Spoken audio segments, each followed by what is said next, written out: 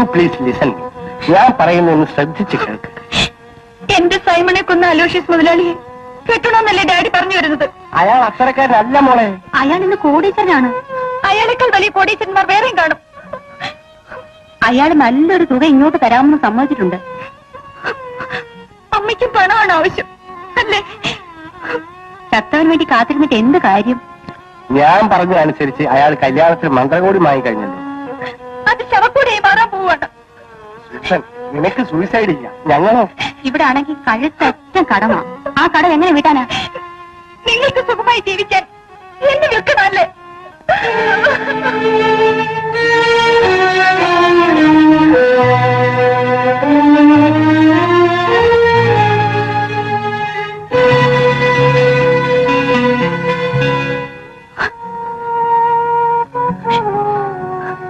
നീ ഇങ്ങനെ ഒരേ ഇരിപ്പിരിക്കാതെ എഴുന്നേറ്റ് വന്ന് വല്ലതും കഴിക്കും. ജോലി എനിക്കിങ്ങനെ തീർന്ന് കഴിയാൻ വയ്യ. പലരും പല വഴിക്ക് പോയിരിക്കല്ലേ. വരട്ടെ. എന്റെ സൈമൺ എന്തെങ്കിലും സംഭവിച്ച ഞാൻ ജീവിച്ചിരിക്കില്ല. നീ ഇതിനെ കിടന്നും ചിന്തിക്കാതെ.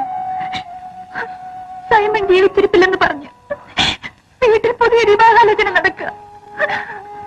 ഇത്ര ഹൃദയശൂന്യമായി പെരുമാറാൻ അവർക്ക് എങ്ങനെ കഴിയുന്നു? കാര്യം നിനക്കറിയാലോ. മദ്യക്കുപ്പിയുടെ മുമ്പിൽ അറിയാതെ വാലാട്ടി പോകുന്ന പ്രകൃതക്കാരനായി പോയി. അലോഷ്യസ് മുതലാളി നിന്നെ കെട്ടാൻ പോകുന്നത് കേട്ടല്ലോ. ജൂലി, നിനക്കെങ്കിലും എന്നെ വിശ്വാസമല്ലേ? ഏതായാലും കുറച്ചു ദിവസം കൂടി പിടിച്ചു നിൽക്കൂ. വീട്ടിൽ സ്വൈര്യം കെടുമ്പോ ഞാൻ എന്തെങ്കിലും ചെയ്തെന്നിരിക്കും.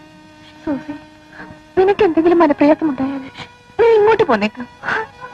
ഇത് നിന്റെ വീടാണ്. സൈമൻ ചേട്ടന്റെ ആത്മാവ് ഇവിടെ നിറഞ്ഞു നിൽക്കും. നമുക്ക് വേറെ ആര് കൂട്ടിന് വേണം?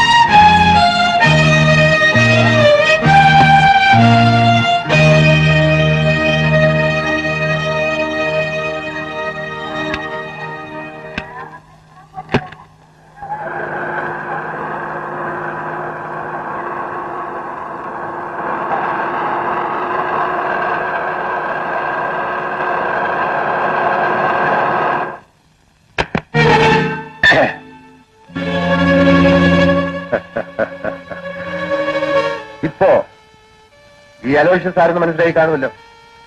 എന്റെ ജീവചരിത്രത്തിൽ പരാജയത്തിന്റെ അധ്യായങ്ങളേ ഇല്ല.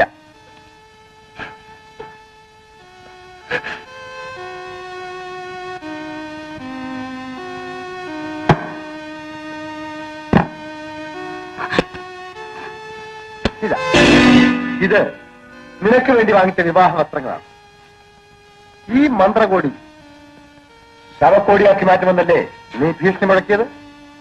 തുറക്കട്ടെ. രണ്ടിലൊന്ന് ഇപ്പോൾ ഇവിടെ വെച്ചറിയണം.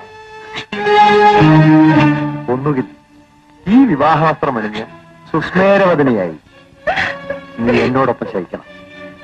ഇല്ലെങ്കിൽ നിന്നെ കൊന്ന് ആ ശവശരീരത്തിൽ ഈ കോടി ഞാൻ അണിയിക്കും.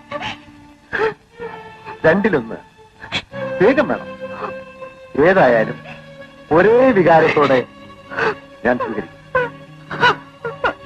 പിന്നൊരു കാര്യം, ഈ മുറി എന്റെ സാമ്രാജ്യമാണ്. ഇതിനകത്തു നിന്ന് നിനക്ക് രക്ഷപ്പെടാനാവില്ലെന്നറിയാമല്ലോ. ആത്മഹത്യ ചെയ്യാൻ പോലും നിനക്ക് പറ്റില്ല. എനിക്കൊരു അപേക്ഷയുണ്ട്. നിവേദനം കേൾക്കാൻ ഞാനൊരു ഭരണാധികാരിയോ പട്ടാള തലവനോ അല്ല. ഞാൻ നിന്റെ ഭർത്താവാണ്. ഞാൻ മറ്റൊരാളിന്റെ കാമുകയാണ്. മണ്ണിന്റെയും പെണ്ണിന്റെയും കഴിഞ്ഞകാല കഥകൾ അന്വേഷിക്കുന്നത് മൗഢ്യമാണ്.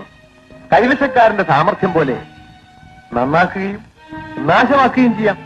അങ്ങയുടെ ചെറുമകളുടെ പ്രായമല്ലേ എനിക്കുള്ളൂ. നീ ബുദ്ധിമതിയാണ്. ആ ഓലപ്പാമ്പ് കാട്ടി എന്നെ ഒതുക്കാൻ ശ്രമിക്കരുത്. ആദ്യ രാത്രിയിൽ ഭർത്താവ് ഭാര്യ ബലാത്സംഗം ചെയ്യുക അതൊരു രസമുള്ള അനുഭൂതിയാണ്.